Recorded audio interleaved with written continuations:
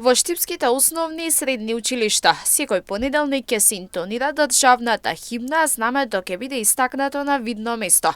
Нема да се дозволи непристоен изглед, мобилни телефони за време на часовите, ќе се забрани булингот, пушењето и алкохолот. Вакви мерки предвидува новиот правилник кој го изготви општина Штип во соработка со сите училишта. Овој правилник предвидува некои веќе воспоставени правила, меѓутоа и неколку нови. Она што е интересно за овој правилник е што учениците ќе треба да ја интонираат државната химна секој понеделник, додека пак училиштата ќе имаат обврска на видно место да го истакнат знамето на Република Македонија.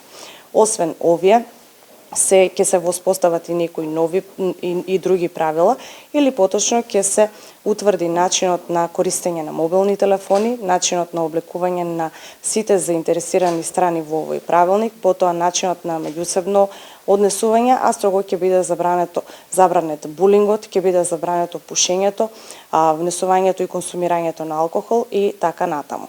Шорова Ангелова вели дека правилникот ќе придонесе за етичко и морално однесување од страна на сите засегнати во образовниот процес.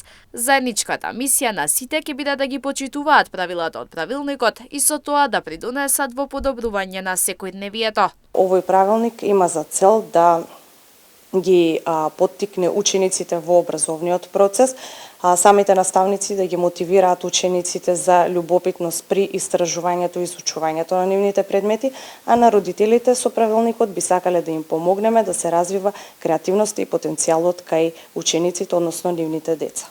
Правилникот веќе е усвоен од страна на училишните одбори, а изготвениот постер денеска истакнат на влезовите од сите училишта.